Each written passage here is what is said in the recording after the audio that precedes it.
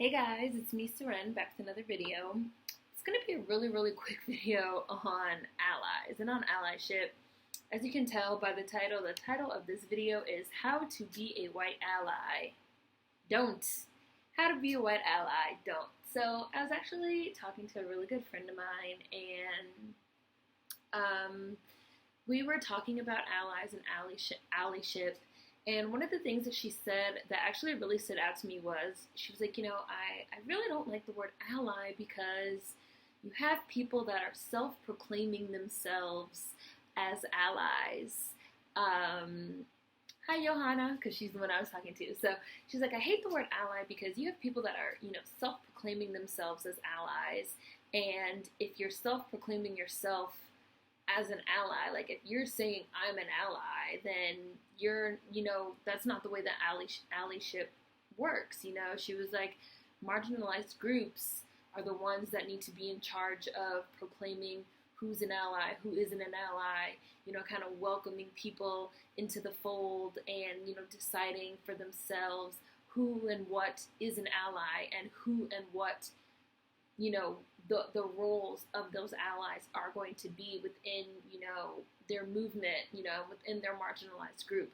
And I thought that was really amazing. And I've seen a lot of talk been kind of going around really recently on the concept of allies, and especially within the Black Lives Matter movement, because you have a lot of non-Black people that are very loud, that are very vocal, even to the point of talking over Black people, even to the point of showing up at protests and grabbing microphones and saying their piece and speaking their piece. I had retweeted a photo set from a rally or from a protest, and someone had actually replied. So I hadn't taken the pictures. I had just retweeted them because they had a really good link at the bottom with some good information for some upcoming protests. And somebody had said, like, I look at these pictures and all I see are white people talking and not listening, because in some of the pictures were focused on, it was like a circle type thing with like people talking, and the picture had these like white people talking and like everyone was listening. So they were like, all I see are like white people talking and not listening. And I think that that's really, really legit. Someone asked me recently, how do they didn't use the word ally, but the gist of it was like, how do I speak on issues? How do I spread awareness or spread knowledge, which technically would be, allyship. This wasn't a white person. This was a non-Black POC. How do I spread awareness without talking over people, without silencing people? And I said to this person, I was like, one of the main things that you should do is listen and not talk. That's probably the number one thing you should do. When Black people are talking, listen.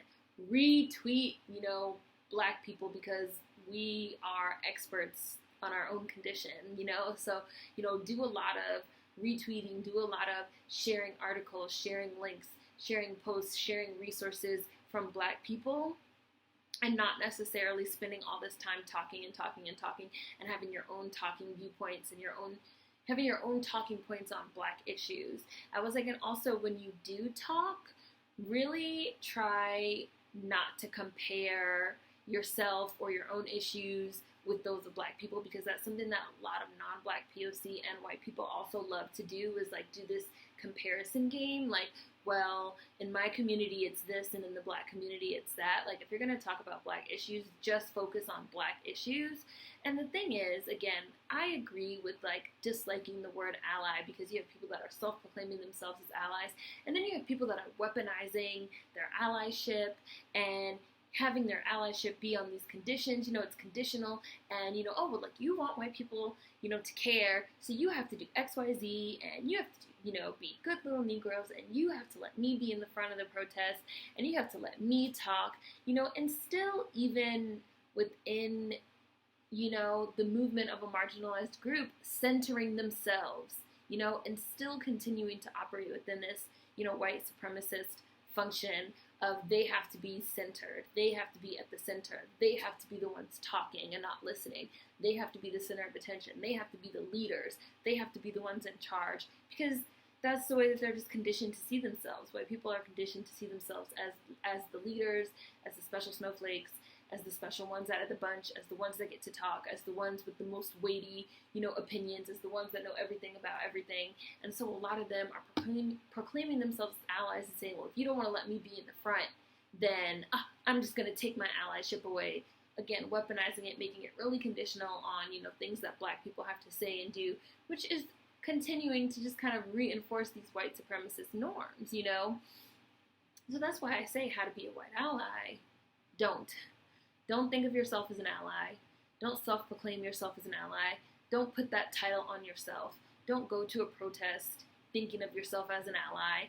Go maybe as a concerned citizen, go as a decent human being. Don't go already in the mindset that you're going to be snatching the mic away and you're going to be in the front and, you're going to be centering yourself, making yourself as the center of attention. Don't go as an ally expecting to get a pat on the back and a gold star.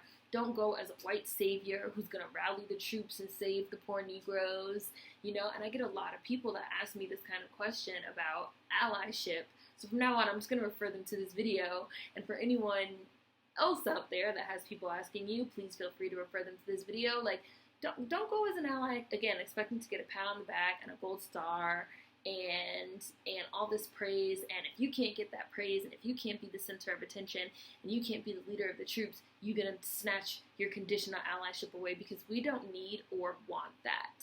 And the best thing for white people to even do to fight against racism doesn't even involve marching or protesting. It doesn't even involve Black people at all, which is also very funny to me when I think of the word ally, and I think of how white people think of the word ally as something that's kind of like in this attachment to Black people and Black struggle and Black lives, because the biggest thing you can do doesn't even involve Black people.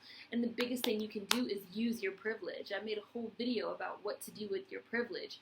Use it. You want to be a white ally, aka a decent human being? Don't think of it in terms of how you can attach yourself to this Blackness and these protests, What you need to be doing is 3 things. Number 1, recognizing your privilege and the fact that you were socialized in a racist society that subconsciously, imbued you with racist beliefs. That's number 1. Number 2, actively work to unlearn those beliefs. Just like Black people have to actively work to unlearn our own internalized anti-Blackness, you have to do it too. That's number 2. And number 3, use your white privilege. Use your privilege to enter into spaces that the rest of us can't go, aka spaces populated by mostly other white people, to upend the status quo. None of that involves Black people. None of that involves Black people. So to say that you're an ally, and to be an ally, you need to be all up under Black people at marches and at protests, snatching microphones away and centering yourself and speaking for people and speaking over people, when the biggest things that you could do don't even involve Black people at all, is just how I get to the point of like how to be a white ally. Don't do it. Enter into white spaces and use your privilege. Entering into white spaces and using your privilege is a million bajillion zillion times more helpful. Now again, if you want to go to a protest just as a decent concerned human being, that's fine, but go as a spectator. Do not go with the intent of centering yourself and talking over marginalized groups, because you're not an ally. That's not being an ally. And I saw these people having a conversation on Twitter, and someone wrote a really, really great tweet, and I'm actually going to put a link to the whole entire tweet thread in the description box, because I think it's a really great read and everyone should read it. But this person said, a true ally takes a back seat, because that's what they are, allies. They're allies. You're not marginalized. You're not the marginalized person. You're not the oppressed person. You're an ally to the oppressed person. If you are offended being asked to take a back seat, you are not an ally. If you're offended being asked to take a back seat, if you're offended being asked to put the microphone down, if you're offended being asked to not stand up in the front of the fucking protest, if you're offended being asked to not say, because I've seen people say to white people that it's inappropriate for them to say certain protest chants, like there are some, now I can't think of any off the top of my head, but there are some that are like really specific to Blackness, and then you'll see like white people chanting it, and you're just like, what? Like my life matters or something like that. Like there's certain chants that say like, oh, like Black Lives Matter, my life matters or something, and then you see a white person that's like, yeah, my life matters. That we know your life matters. Like there has to be I feel like allyship, whatever allyship means distance. There has to be a certain amount of distance, and you have a lot of white people that are just the same as always. They don't want that distance. They want to like be right up under our skin, you know, pretending to experience our Blackness with us. They have a real fascination with us. They have a real fascination with us and with the whole Black experience. From hair to clothes to music to, they have a real fascination. And this extends to people that consider themselves to be like on the right side of what's going on. So if you want to be a white ally, yet again, do not, first of all, don't self-proclaim yourself as an ally. Someone has to invite you into the circle, bitch. You got to be invited into the circle, okay? You can't hate from outside the club when you can't even get in. Like, you have to be invited into the circle as an ally. And if you do get that invitation, number one, listen. Listen and do not talk. Amplify the marginalized voices. Amplify the Black voices. Don't use that as an opportunity to center yourself and amplify your own voice and big up yourself, because that is not being an ally. Like, seriously. And so just for anyone that wondered what I thought about that, that's what I think. How to be a white ally. Don't! Let me know what you guys think in the comments. Food for thought as always. See you guys next time. Peace.